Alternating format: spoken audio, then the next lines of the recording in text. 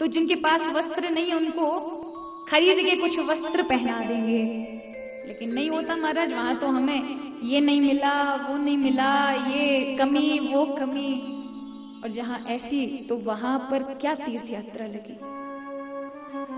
लोग वृंदावन जाने की सोचते हैं, बुलाओ तो बोलते हैं कि हम बिल्कुल आते, लेकिन क्या करें महाराज जी, हमारे पास, हमने फोन किया होटल में, वहां एसी रूम नहीं था।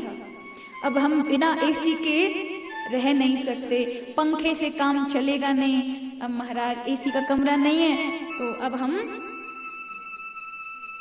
नहीं आएंगे।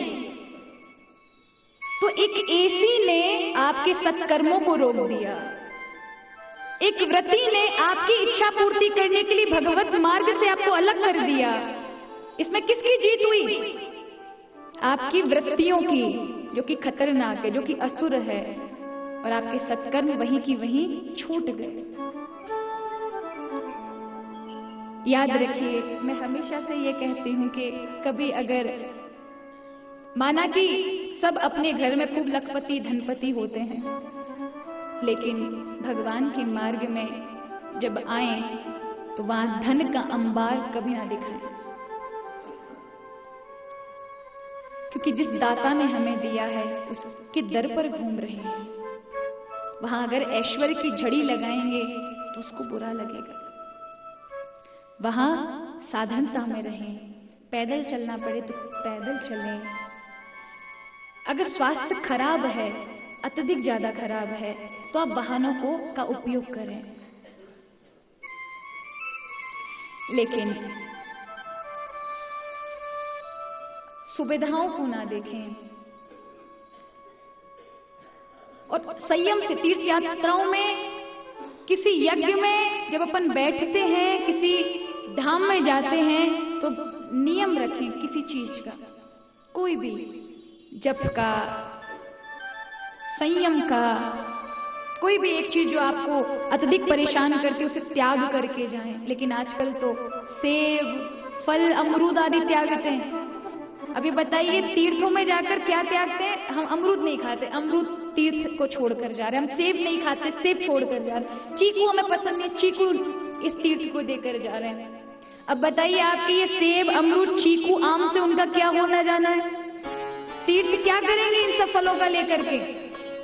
उनको तो जो फल चाहिए वो आपका क्रोध है, वो आपका असत्य है, वो आपका काम, विषय वासना है, आपकी वृत्तियों की अत्यधिक ज्यादा लालसा। ऐसे जो अधर्म आपको अत्यधिक ज्यादा परेशान करके रखे हैं, उनको तीर्थ में छोड़ना चाहिए। बल्कि हम उनको छोड़ना नहीं चाहते, जो किसी काम की नहीं, उन चीजों को छोड़कर आते हैं। और यहां महाराज आज कहा, यदि दूसरा उपाय पाप से बचने का यह है कि भगवान का नाम स्मरण करो। ये वही नाम है जिसको नरसी ने गाया, ये वही नाम है जिसको मीरा ने गाया, ये वही नाम है जिसको प्रहलाद ने गाया, ये वही नाम है जिसको ध्रुव ने गाया, वही नाम है जिसको विदुर ने गाया, वही नाम है जिसको अर्जुन ने गाया। कोई नाम में परिवर्तन नहीं हुआ, नाम तो सतत वही चल रहा है। बात आपके भाव की है। और नाम की महिमा बताते हुए फिर कथा आती है अजामिल की। ये अजामिल जो था, ये बड़ा विद्वान था। स्कूल गया पढ़ने के लिए, विद्यालय गया, गुरुकुलम। अब गुरुजी ने उसे वेद पाठ पढ़ाए, और जब बड़ा हुआ, नवयुवक हुआ, तो कहा भिक्षा मांगने जाओ, लेकिन तुम दक्षिण दिशा की ओर मत जाना। सब जगह जाना, लेकिन दक्षिण दिशा की ओर मत जाना। अब कहते हैं ना, बुद्धि बड़ी दुष्ट होती है, जो चीज मना होती है वही देखने की कोशिश करती है क्या वहां। अब जाता था वहां, लेकिन दक्षिण दिशा की ओर देखता हुआ जाता, गुरुजी यहीं की क्यों मना करते हैं। एक दिन मन नहीं माना, चलो देखने जाता हूँ, क्या यार इस दक्षिण दिशा में ही जाना। और वहां जाकर देखा तो वहां वैश्याओं के घर थे, जहां संगीत, राग, नृत्य, आलाप आदि भोग विलास थे। उसे देख करके, याद रखिए, जब आप देखते हैं तभी आपके मन पर वो विचार पड़ते हैं और महाराज अशुद्ध हो जाता है। और जैसे ही देखा एक वैश्या पर उसका मन आया, अब तो वो गुरुजी से प्रतिदिन भिक्षा का बहाना लेके उस वैश्या से मिलने जाता। एक दिन मन बना लिया, उस वैश्या से कहा कि मैं तुम्हारे साथ विवाह करना चाहता हूं। उसने कहा ठीक है। अब आया अपने गुरु के पास, गुरुजी मुझे विवाह करना है। गुरुजी ने कहा बेटा तुमने अपने माँ बाप से पूछा? बोले नहीं गुरुजी, पूछने की क्या जरूरत है, हमारी इच्छा हम कर लेंगे। गुरुदेव ने मना किया, अभी तुम्हारी शेष शिक्षा बाकी है, अभी विवाह मत करो। लेकिन नहीं माना, गुरुकुलम छोड़ करके और गया वैश्या के साथ रहने लगा। अब संग का भी प्रभाव पड़ता है। संग के प्रभाव से वो बहुत बड़ा चोर बन गया, लूट करके पैसा लेकर आता, फिर अपनी पत्नी का, अपने बच्चों का पालन पोषण करता। जो ब्राह्मण था त्रिकाल गायत्री जाप करता था, जो वेद पाठी था, उसने सब कुछ छोड़ करके चोर बन गया, अपराधी बन गया। एक दिन महाराज मन में उसके विचार आया, ग्लानि हुई कि मेरी पत्नी अब बूढ़ी होती जा रही है, कैसे अब कार्य चलेगा, किस तरह से घर चलेगा। अपराधी बन गया बहुत बड़ा। और यहां ऐसा वर्णन आता है कि एक दिन संत आते हैं और उसको, उसके जो सबसे छोटा बालक था उसका नाम नारायण रखवा देते।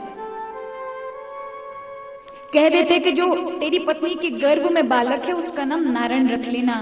और वो नारायण नाम रख लेता है। अब उसने बड़े पाप किए थे और एक दिन यम के दूत उसे लेने के लिए आते हैं। उसके प्राणों को जब खींच रहे थे, उसका पास में बेटा खड़ा था, उसने जोर से आवाज दी बेटा नारायण। अब उसके बेटे ने सुना ना सुना, पर प्रभु ने जरूर सुन लिया। भाग के पार्षद गए और महाराज उसको बचाया और कहा यमदूतों से कि इसने भगवान का नाम लिया है, इसको छोड़ दो। और उनको मार मार के भगाया। ये सुनकर अजामिल को बड़ा आश्चर्य हुआ, भैया मैंने तो अपने बेटे का नाम लिया तो भगवान के दूत आए, अगर मैंने भगवान को ही नाम ले लियो होतो तो साक्षात हरि आते। नाम की इतनी बड़ी महिमा, अगर मैं बच गया तो मैं सतत जीवन में जाप करूंगा, नाम जपूंगा। और जब आप ऐसी प्रतिज्ञा करते हैं भगवान की भक्ति की, तो आपकी उम्र बढ़ जाया करती है। इसलिए अजामिल की उम्र बढ़ गई। हरि पार्षदों ने उसको छोड़ दिया कि चलो चलो इसको छोड़ दो। और जैसे ही वो छूटा, सबसे मन हटा करके हरिद्वार में उसे सतत जाप किया और भगवत नाम जप करने के कारण उसे भगवत भक्ति प्राप्त हुई, ठाकुर जी का धाम प्राप्त हुआ। इसलिए कहा कलेर दोष निधे राजन अस्ति एको महान गुणा कीर्तना देव कृष्णस्य मुक्ति संग परम ब्रजे। इस कलयुग में सब बहुत बुराइयां, लेकिन एक अच्छाइयां है। वो अच्छाई क्या है? भगवत नाम यदि कोई ले लेता है तो भगवान कृपा के द्वार खोल देते हैं। इसलिए प्रभु का भजन अवश्य करना चाहिए। और भक्त कहता है प्रभु से,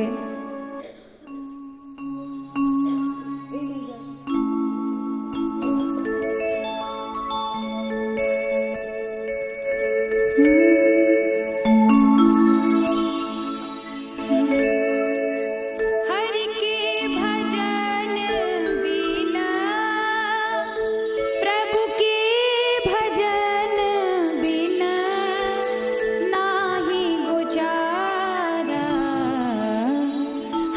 का